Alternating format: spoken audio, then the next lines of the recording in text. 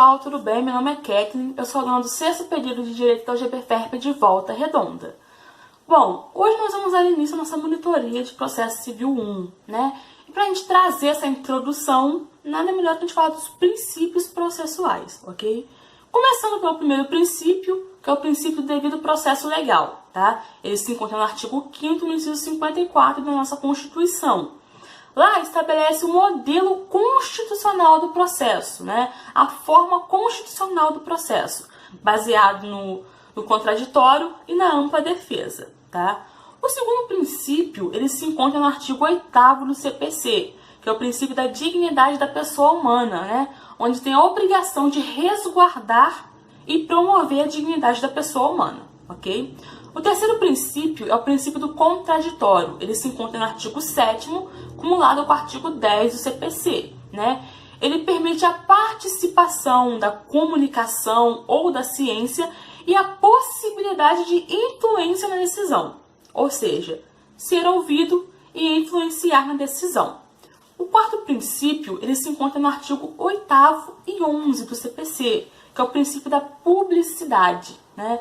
Que ele diz que os processos eles devem ser públicos, mas em compatibilidade com o princípio da dignidade da pessoa humana, alguns processos eles não são públicos. Por quê? Porque alguns seguem segredo de justiça, outros possuem fotos íntimas, né, nos autos do processo.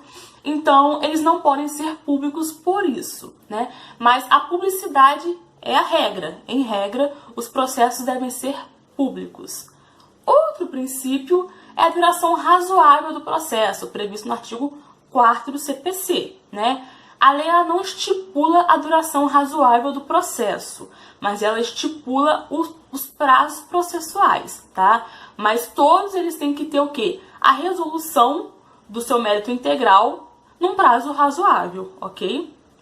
Outro princípio, vocês já devem ter ouvido falar bastante desse princípio, que é o princípio da igualdade, tá? Ou paridade de armas. Ele está no artigo 7º do CPC. Ou seja, é a isonomia, é a igualdade do acesso à justiça, é a igualdade dentro de um processo, é a igualdade que as partes possuem dentro de um processo, ok? O princípio da eficiência, né? Está no artigo 8º do CPC, que é os processos eles devem ser eficientes. Quanto mais eficiente for o processo, menor vai ser a custa processual dele, ok? Outro princípio é o princípio da boa-fé objetiva. Ele está no artigo 5º do CPC, né? Todos eles devem atuar dentro de um processo de boa-fé.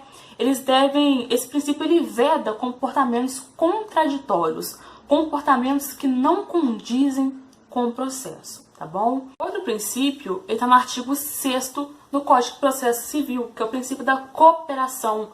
Ele exige que as partes elas atuem de forma ética, de forma leal dentro de um processo, que elas busquem cooperar entre si, de maneira que evite vícios que venham causar a extinção do processo sem que o mérito seja resolvido, tá bem? Sem a resolução do mérito, tá bom? Outro princípio é o princípio da primazia do mérito, tá no artigo 4º do Código de Processo Civil. O órgão julgador deve priorizar a decisão do mérito. As partes elas têm o direito de receber a solução integral do mérito, tá? Então, o órgão julgador deve priorizar isso. Por fim, o último princípio, que é o princípio do autorregramento da vontade. Ele se encontra no artigo 190 do Código de Processo Civil, que ele visa o quê? Ele torna o processo jurisdicional um espaço para o exercício da liberdade, que as partes elas possam atuar com mais liberdade, sem que haja restrições irrazoáveis ou injustificáveis da parte do juiz, tá bom? Eu espero que tenha ficado bem claro para vocês. Essa foi a nossa primeira aula sobre os princípios e a gente volta na próxima, tá bom? Beijão!